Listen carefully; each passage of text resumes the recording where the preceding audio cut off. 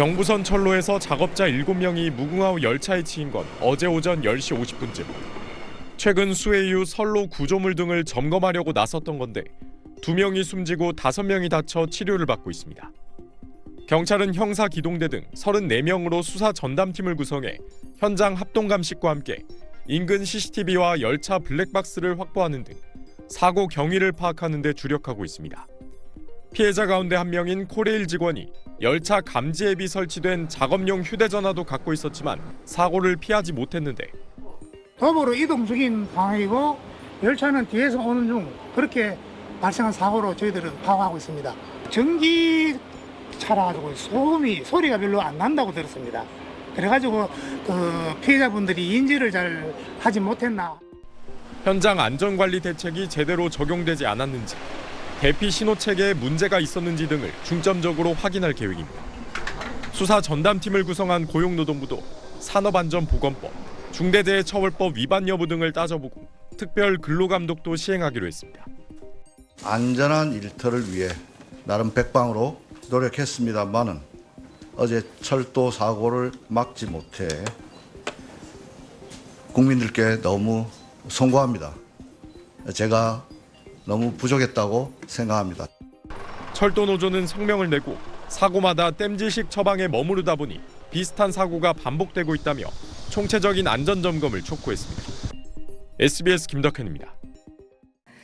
이재명 대통령 주재로 오늘 오후 제36회 국무회의가 열렸습니다. 오늘 국무회의에서는 법률 공포안 22건, 전시 법령안 31건, 법률안 1건, 대통령령안 4건, 일반 안건 1건과 부처보고 2건, 그리고 2건의 토의가 진행되었습니다. 이 중에서 전시 법령안 31건은 을지연습에 대비한 전시 대통령 긴급 재정, 경제 명령안 등으로 이재명 대통령은 수십 년 전 만들어진 법안을 베끼다 보니 시대 상황과 동떨어진 게 많다면서 제대로 한번 점검할 것을 지시했습니다. 그 외 자세한 내용은 브리핑 후 배포될 보도자료를 참고해 주시기 바랍니다.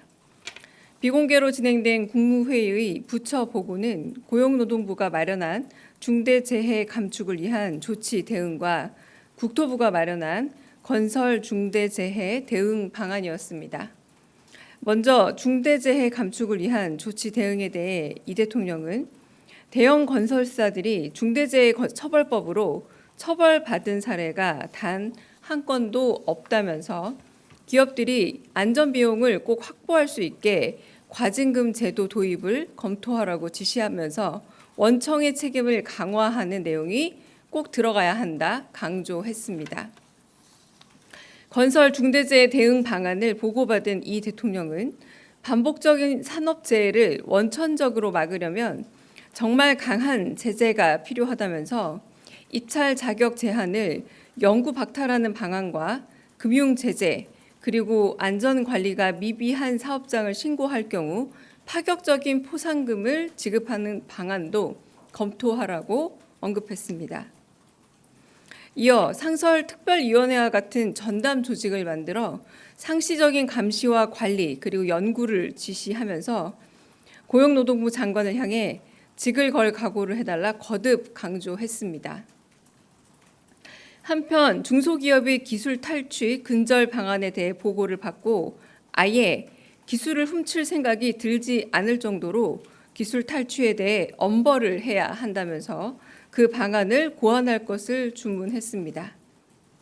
또한 국방부와 소방청, 산림청이 합동으로 진행하고 있는 산불 예방 대책에 대해 꼼꼼히 따져 물은 후 국방부 헬기를 활용해 산불을 조기 진압하는 시스템을 반드시 구축해 내년 봄 산불을 철저히 예방하라 강조했습니다.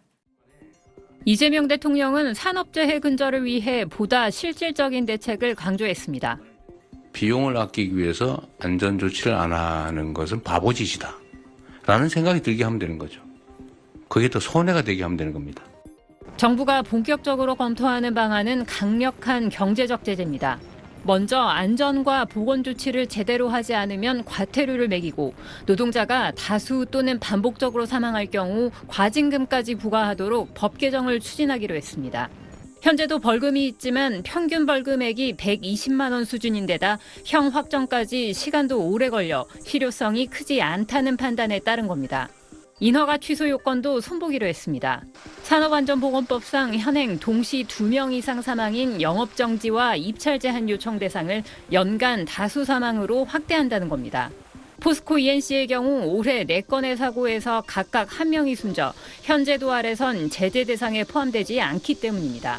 영업정지 요청 뒤에도 다시 사망사고가 발생할 경우 등록 말소를 요청할 수 있는 규정도 신설하기로 했습니다. 산재 사망사고를 인허가 취소 사유로 반영할 수 있는 업종도 건설업 외에 제조업이나 조선업 등 다른 업종으로 확대하는 방안도 적극 검토하기로 했습니다. 중대재해가 아니어도 고용노동부 장관이 긴급 작업 중지 명령을 내릴 수 있는 제도 도입도 검토 중인데 정부는 현장에서 예측이 가능하도록 요건을 구체화하겠다는 입장입니다. SBS 유덕기입니다.